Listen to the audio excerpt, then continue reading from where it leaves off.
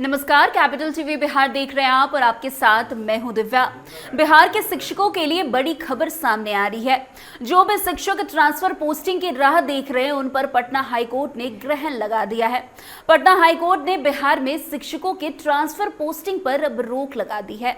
आपको बता दें कि बिहार सरकार भले दावा कर रही हो कि शिक्षा विभाग में शिक्षकों की ट्रांसफर नीति अब पूरी तरह से दोषमुक्त हो चुकी है, यानी कि इसमें अब कोई भी प्रॉब्लम नहीं है, लेकिन राज्य के शिक्षक इसे गुमराह करने की चाल मान रहे हैं। शिक्षक संगठनों का कहना है कि ट्रांसफर पोस्टिंग की जो नियमावली दी गई है और ट्रांसफर पोस्टिंग की जो प्रक्रिया एप्लीकेशन पर हो रही है उसमें बहुत बड़ा अंतर है, जिसके बाद अब पटना हाईकोर्ट ने बड़ा आदेश जारी कर दिया है।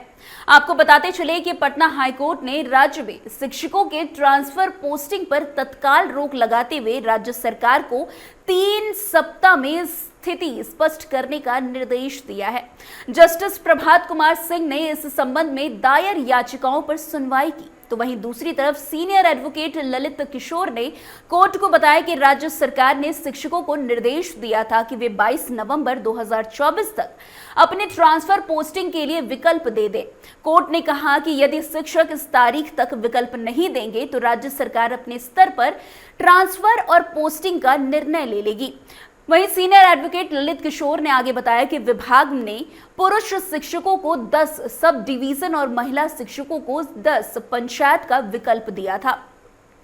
उन्होंने कोर्ट को बताया कि राज्य सरकार द्वारा मनमाने ढंग से विकल्प देने की बात कही गई है। उन्होंने ये भी बताया कि 2023 के नियमों के अनुसार पुरुष व महिला शिक्षकों को 3 जिलों का विकल्प दिया गया था, जबकि इस नए नियम में पुरुष शिक्षकों को 10 सब डिवीजन व महिलाओं शिक्षकों को 10 पंचायतों का विकल्प दिया गया है, जो पहले के नियमों के विरुद्ध है। इस मामले पर अगली सुनवाई जो है फिलहाल 3 सप्ताह बाद की जाएगी। वैसे शिक्षा विभाग पर लगे आरोप पर बिहार शिक्षा विभाग के अपर मुख्य सचिव डॉक्टर एस सिद्धार्थ का मानना है कि नाराजगी की बात कहीं से है ही नहीं। ये विवाद केवल सोशल मीडिया पर ही है कि शिक्षकों का ट्रांसफर नीति शिक्षक विरोधी है। वैसे ट्रांसफर नीति को लेकर जितने सुझाव शिक्षक संघ की तरफ से आए हैं उस पर अमल किया गया है, उनकी सब बात मान ली गई है, मगर ये विवाद खड़ा करने का काम सोशल मीडिया पर किया जा रहा है। ऐसा कोई नियम नहीं है, ऐसा कोई मुद्दा नहीं है जो हम लोगों ने शिक्षकों की बात ही ना मानी हो, सभी सुधार कर दिए गए हैं। वैसे अब आपको बताते चले कि शिक्षक ट्रांसफर पोस्टिंग पर क्या क्या प्रॉब्लम्स झेल रहे हैं। आपको बता दें कि ये ट्रांसफर पोस्टिंग नीति पुरुष शिक्षकों के हित में नहीं है। पोस्टिंग की नियमावली और उनकी प्रक्रिया में बड़ा अंतर पाया गया है। नियमावली के तहत तो पुरुष शिक्षकों को सिर्फ अपने गृह अनुमंडल की बाध्यता लगाई गई थी, लेकिन जब आवेदन कर रहे हैं तो गृह के साथ पोस्टेड अनुमंडल वाइफ का गृह अनुमंडल वाइफ नौकरी में है तो उनका पोस्टेड अनुमंडल का विकल्प नहीं ले रहा है। अब इतने सारे अनुमंडल नहीं जाने की बाध्यता लगा दी गई है, जो बिल्कुल उचित नहीं है।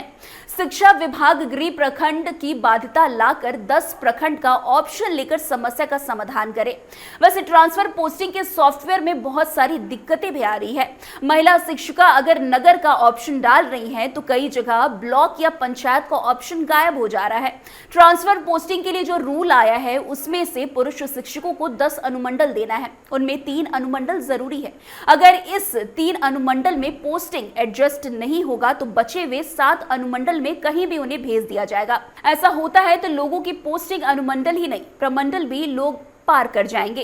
वैसे पत्नी जॉब में है तो उस अनुमंडल में उनकी जो है पोस्टिंग नहीं होगी, पत्नी के मायके वाले अनुमंडल में उनकी पोस्टिंग नहीं होगी, जबकि एसीएस महोदय कह रहे हैं कि सिर्फ गृह अनुमंडल लॉक होगा। नियमावली में कहा गया है कि अगर आप पोस्टिंग के लिए अप्लाई नहीं करते हैं तो आपको अपना जिला छोड़कर पूरे बिहार में कहीं भी भेज दिया जाएगा, जबकि बिहार सरकार हाईकोर्ट में एफिडेविट दायर कर चुकी है।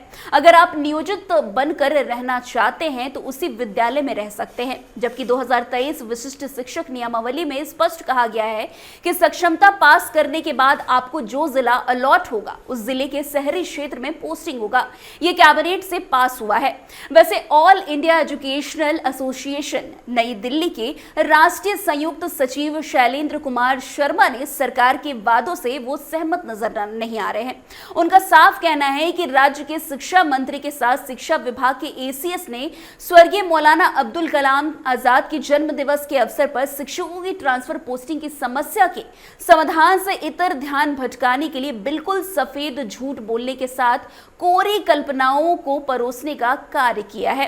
पूर्व शिक्षा मंत्री प्रोफेसर चंद्रशेखर की तरह आउटपुट की बातें मन से किया, लेकिन शिक्षक बच्चों की पढ़ाई पर ध्यान दे, ये बात मन से कही गई। शिक्षकों की अब कोई समस्या नहीं रही, सभी का हल हो चुका है, ये बातें कही गई। जबकि पदस्थापना, नियुक्ति, काउंसलिंग, स्थानांतरण के मामले, प्रमंडल, जिले, अनुमंडल, प्रखंड के मामले में भी अभी भी प्रक्रिया अधरबुन में पड़ी हुई है।